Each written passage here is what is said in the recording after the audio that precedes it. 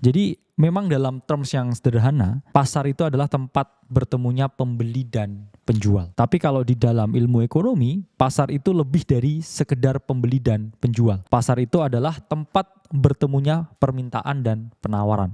Permintaan ini adalah para pembeli ya, yang meminta barang dan jasa di pasar, dan penawaran ini adalah sisi penjual, mereka yang bersedia menyediakan barang dan jasa untuk ditukarkan di pasar dengan uang ya, ditukar dengan uang. Jadi mereka di sisi penawaran atau penjual ini mereka punya barang atau jasa yang mau ditukarkan dengan uang di pasar. Jadi mereka masuk ke pasar untuk menawarkan barang dan jasa ke pembeli. Jadi ini adalah suatu mekanisme exchange ya, atau pertukaran barang dan jasa. Jadi memang ekonomi, perspektif ilmu ekonomi, jadi permintaan itu merupakan barang dan jasa yang diminta oleh konsumen pada harga tertentu dan waktu tertentu. Jadi ingat ya, digarisbawahi, pada harga tertentu dan waktu tertentu. Kalau harganya berbeda, ini pasti permintaannya juga berbeda. Kalau waktunya berbeda, ya permintaannya ini juga berbeda. Sedangkan penawaran ini adalah barang dan jasa yang rela disediakan atau dijual oleh penjual pada jangka waktu tertentu dan harga tertentu. Jadi apa nih maksudnya waktu tertentu ya, jangka waktu tertentu? Pasar itu pada dasarnya secara jenis ya, yang paling holistik itu ada dua jenis teman-teman. Jadi ada yang namanya pasar sempurna dan juga pasar tidak sempurna. Jadi apa sih yang dimaksud dengan pasar sempurna? Ya, jadi pasar sempurna ini adalah pasar di mana kedua belah pihak, yaitu adalah pembeli dan penjual, atau dari sisi permintaan dan penawaran ini sama-sama happy. Kenapa dimaksud ini sama-sama happy? Pertama, ini harga sangat kompetitif. Kedua, jenis barangnya ini adalah homogen. Dan ketiga, informasi di pasar sempurna ini sangat transparan. Apa artinya? Artinya kedua belah pihak ini tahu bahwa memang harganya ini sekian ya. Jadi pertama kita bahas apa itu pasar monopoli. Jadi pasar monopoli itu merupakan pasar di mana hanya ada satu penjual ya. Penjualnya satu, tunggal. Tapi pembelinya ada banyak sekali, hampir seluruh masyarakat. Contohnya apa ya? Yang masuk ke monopoli ini adalah PLN. Ya, jadi PLN merupakan BUMN yang menyediakan listrik untuk seluruh masyarakat Indonesia. Jadi selain PLN ini nggak boleh menyediakan listrik ke seluruh masyarakat Indonesia. Yang mana salah satu trait dari pasar monopoli yaitu adalah barrier to entry-nya itu sangat tinggi. Itu apa maksudnya barrier to entry? Jadi orang ketika mau buat usaha yang sama itu biasanya tidak boleh oleh negara. Kenapa? Karena dilindungi oleh undang-undang. Maksudnya negara ya ini juga baik. Kenapa? Karena pasti berpikir ya, kalau listrik ini kan kaitannya dengan hajat hidup orang banyak. Jadi nggak bisa ya semena-mena ada pihak misalkan swasta atau pihak dari luar yang ingin ya menguasai akses ini. Jadi memang negara berhak melindungi dengan undang-undang. Itu contohnya ketika kita berbicara mengenai pasar monopoli. Kedua ya ini adalah pasar oligopoli. Ya ini adalah pasar di mana ada beberapa ya penjual ya biasanya sampai 10, tapi pembelinya ini juga sangat banyak, hampir seluruh masyarakat Indonesia. Jadi apa aja contohnya oligopoli? Ini adalah seluler ya, atau layanan telepon seluler, di mana ada beberapa, dan para penyedia layanan telepon seluler ini mereka sangat kompetitif ya satu antar yang lain. Kalau misalkan satu di sini menurunkan harga, yang lain juga menurunkan harga. Ada lagi yang menurunkan harga, dia harganya diturunkan lebih tinggi lagi. Sehingga kalau kita berbicara mengenai pasar oligopoli, ya ini sebenarnya ya sangat amat kompetitif di situ. Tapi kalau misalkan marketnya ini sangat kompetitif, yang diuntungkan siapa? Ini adalah mereka yang menggunakan layanan tersebut. Jadi kan kamu kalau misalkan pakai ya provider A, ini harganya turun, terus provider B juga turun, C juga turun, kamu berhak untuk memilih ya. Jadi kamu sebagai konsumen ini memiliki hak untuk memilih mana yang terbaik, termurah, tercepat ya, dan teroke ya servisnya. Inilah kenapa di pasar oligopoli ini biasanya ya sangat amat kompetitif. Ya, ini adalah contoh yang mempengaruhi permintaan, teman-teman. Itu pertama itu adalah harga barang itu sendiri. Apa ini maksudnya? Jadi hukum permintaan ini menjelaskan ya, teman-teman. Kalau misalkan semakin mahal harga suatu barang, ini kuantitas yang diminta oleh para pembeli ini menurun ya. Jadi logi permintaan. Nah, kedua, ini ada faktor yang mempengaruhi permintaan, yaitu adalah harga barang lain.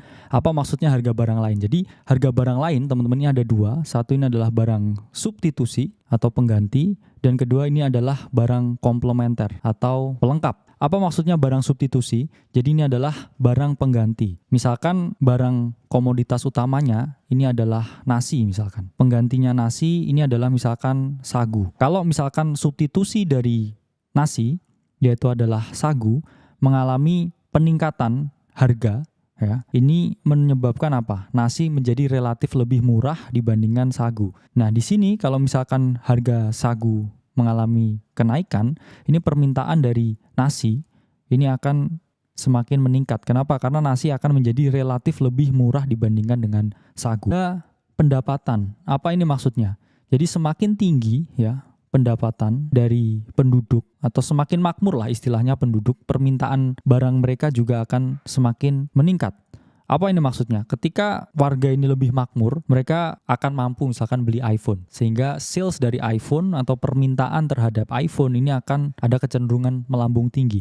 Begitu juga sebaliknya teman-teman. Ketika ada krisis ekonomi, let's say, pendapatan dari masyarakat ini menurun dengan sangat drastis ya. Biasanya gajinya dari 4 juta jadi 3 juta semuanya. Turun. Itu apa yang terjadi? Itu permintaan terhadap iPhone juga turun karena mereka pasti berpikir, wah jadi makin lebih mahal nih iPhone ya, mending saya buat kebutuhan yang lain, buat beli beras atau buat beli motor. Dan yang terakhir di sini adalah jumlahan. Itulah kenapa kurva permintaan itu punya slope negatif. Apa maksudnya slope negatif? Ini dia dari kiri atas ya ke kanan bawah, semakin menurun. Jadi semakin harga ini murah, semakin semua orang ini bisa membeli jam tangan Rolex. Itu juga berlaku ke apapun. Jadi semakin murah, semakin banyak orang yang bisa beli. Contohnya Indomie kan, harganya semakin murah, yang beli semakin banyak. Bayangkan kalau Indomie ini harganya jadi per piece ini adalah 50.000.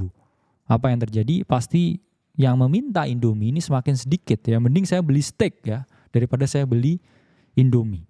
Itu adalah kurva permintaan. Itu tadi penawaran. Kita jelaskan tadi penawaran itu adalah jumlah barang dan jasa yang mau dijual atau mau ditawarkan oleh produsen pada harga tertentu, waktu tertentu, dan kondisi tertentu. Nah, jadi faktor utama atau faktor pertama yang mempengaruhi penawaran itu adalah harga barang. Apa ini maksudnya? Ya, sama dengan permintaan ya. Penawaran ini yang sangat berpengaruh ya. Tapi di sini ini memiliki pengaruh yang berbeda. Kalau tadi di permintaan ini harganya ini semakin mahal ya, yang minta ini semakin sedikit karena relatif lebih mahal. Tapi di hukum penawaran ini mengungkapkan teman-teman, kalau semakin tinggi harga dari suatu barang, ini semakin meningkat pula yang ditawarkan. Apa yang terjadi di sini ya. Jadi logikanya gini, kalau harga dari Ferrari ini semakin mahal, logikanya perusahaan ini kan pengen memproduksi Ferrari sebanyak-banyaknya. Kemudian dealer juga ingin menjual Ferrari sebanyak-banyaknya. Karena apa? Karena mereka mau untung. Oh, harganya mahal kok. Ya saya jual sebanyak-banyaknya. Itulah kenapa ya ini hukum penawaran ini berbeda atau terbalik dengan hukum permintaan. Yang mana kalau misalkan ya teknologi produksi ini meningkat secara signifikan, apa yang terjadi? Yang ditawarkan juga meningkat dengan signifikan karena yang diproduksi jauh lebih banyak. Misalkan petani ya yang awalnya ini hanya bisa memanen 10 lahan ya padinya. Terus tiba-tiba ada traktor yang terbaru ya, yang paling canggih yang lebih cepat. Sehingga dari 10 lahan ini bisa meningkat ya jadi 15 lahan karena adanya teknologi traktor yang baru itu. Itu juga salah satu ya bentuk teknologi produksi yang dapat meningkatkan ya dari penawaran yang diberikan. Tapi itu juga bisa terbalik juga ya. Kalau misalkan traktornya downgrade ya atau teknologinya ini ternyata mengalami hambatan, yang jelas penawarannya juga berkurang. Yang dari awalnya mungkin bisa ya menawarkan 10 ya, karena downgrade bisa jadi menawarkan misalkan 5 ya. Kurva penawaran ini slope-nya ini positif. Dia sangat berbeda dengan kurva permintaan, yang mana kurva permintaan ini kan slope-nya negatif. Kalau kurva penawaran ini slope-nya positif. Ini artinya apa? Ketika harga ini semakin meningkat, maka jumlah yang dijual oleh perusahaan ini juga semakin meningkat. Ini contohnya adalah Ferrari. Misalkan ya contoh ya harga Ferrari ya ini. Bukan Ferrari ya ini kalau 200 juta ya. Mungkin Avanza ya ini contohnya. Oke, misalkan Avanza ini 200 juta ya. Ini jumlah yang ditawarkan oleh perusahaan ini 10. Oleh Toyota ini produksi 10. Selanjutnya misalkan harganya ini, Avanza-nya ini jadi 240 juta, yang ditawarkan jadi 12. Begitu juga seterusnya, semakin meningkat. Kemudian 280 juta ya, yang ditawarkan 14. Kemudian ketika harganya 320 juta yang ditawarkan 16, dan ketika harganya 360 juta ini yang ditawarkan 18. Ya, ingat hukum penawaran, semakin tinggi ya harga dari suatu mobil, ya ini ada kecenderungan bahwa perusahaan ini ingin menjual sebanyak-banyaknya, ingin memperoleh profit setinggi-tingginya, cuan seluber-lubernya. Karena ada kecenderungan ya, harga yang naik ya, ini mereka lanjutnya ada sesuatu yang namanya adalah keseimbangan pasar ya, atau balance ya. Itu adalah seimbang ya. Ini adalah keadaan ketika jumlah dan harga dari permintaan itu sama dengan jumlah dan harga yang ditawarkan atau yang diproduksi oleh para penjual. Itulah yang disebut sebagai keseimbangan pasar. Nah, ini adalah keadaan ketika dua pelaku pasar ini, yaitu adalah pembeli dan penjual. Ini mereka sama-sama happy, sama-sama seimbang ya. Ya udahlah, aku jual harga segini aku untung, dan pembeli juga merasa oke lah, harga segini saya juga mendapatkan value-nya. Misalkan ya, ini adalah equilibrium ya, atau titik E. Jadi ketika harganya jam tangan Rolex ya, ini adalah 100 juta. Ini jumlah keseimbangan yang diminta orang ini adalah 100. Jadi stable ya, standar harga jam Rolex ini misalkan 100 juta. Ini selalu ada permintaan sebanyak 100. Nah, pasar.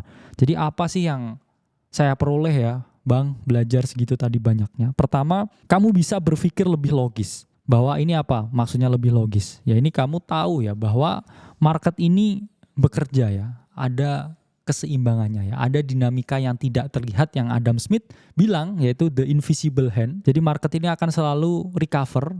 Market ini akan selalu ke harga fair price-nya. Karena apa? Ketika harganya ini nggak fair, ya ini pasti dua belah pihak ya, dari sisi permintaan dan penawaran, ini akan mendorong sampai ketemu equilibrium-nya. Jadi memang harus berpikir logis ya, bahwa semuanya itu akan kembali ke titik